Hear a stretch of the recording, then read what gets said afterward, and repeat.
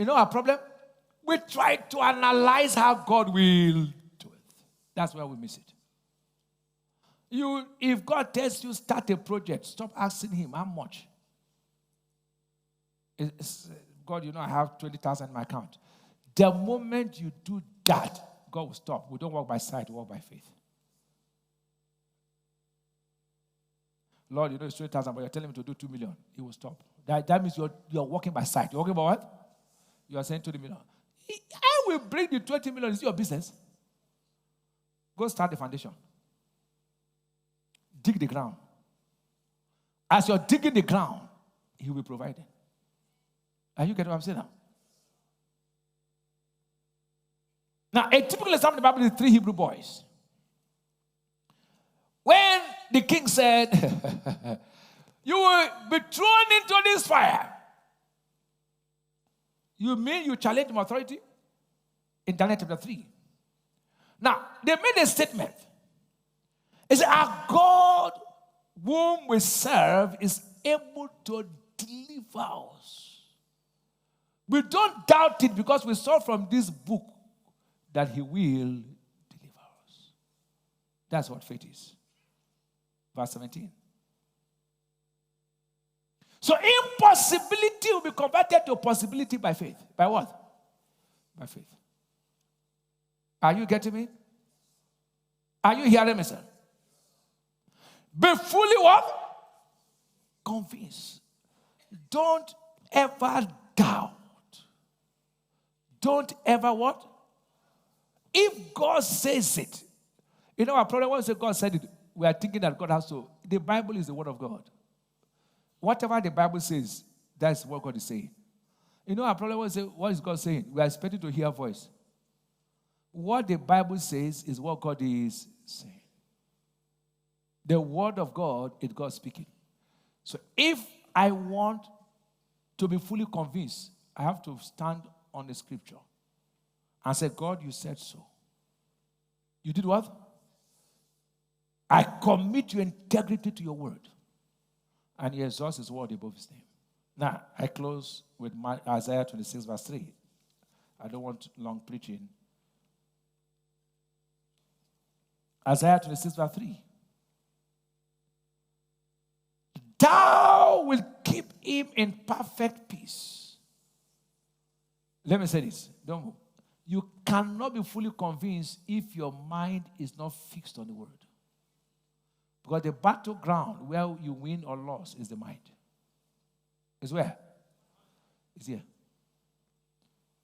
It says, whose mind is stayed on thee because it trusted in thee. Let me explain to you. It's easy to talk, but you have to understand. Please listen carefully. Faith comes by hearing. Now, for instance, let me use health. You saw Matthew 8:17. Himself took my infirmities. Yes, you saw it. Satan will come. He will tell you, if Jesus took your infirmities, then why is the pain increasing? Look at the pain now, between yesterday and today, has not increased. Every voice will be speaking in your ears. Look, you say you took, you go die. Okay. What did the doctor tell you? Didn't he tell that in 7 months? It will flow. Now, at that point, your mind refused to shift. Himself took. Himself took. Himself took. You dwell on that word. He will come bombard you. Lord, I trust you to the point where I refuse to doubt.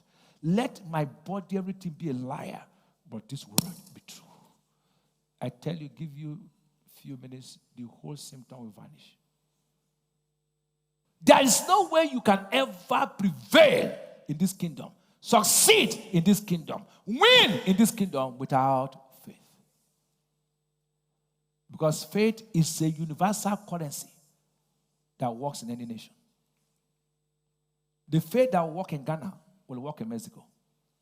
Is that clear, sir? I was teaching this during the glory reign. You heard Korede's testimony of his son. His son was sick. He was sick to death. Look, that sickness was not. The boy was flown in ambulance, air ambulance, from Warri to Lagos on emergency. His kidneys are sparked up. Blood was coming out of his body. Doctors have given up on him. Every organ in him failed. Doctors said, we can't understand this kind of strange attack. The boy was just going down, down, down, down. I said, call our father, let's join faith. He called Bishop Edebo. And I was teaching. He said, as I was sitting down, I was telling him, you've lost your son. No? You have lost him. You know, the boy is gone. And to tell you how Satan behaves, the boy was gasping for bread. They now called him. His wife called him. And he was hearing the boy's voice at the background. Satan said, I think you heard voice. I think the boy is gone. The boy is dead. He said, the only thing that moment came out of my voice was this scripture. He says, as if God just told me. He said, the moment I quoted this scripture, he focused his mind that his son can't die. So I said, well, I said, my son will never die. He said, I came again and said, my son can't die.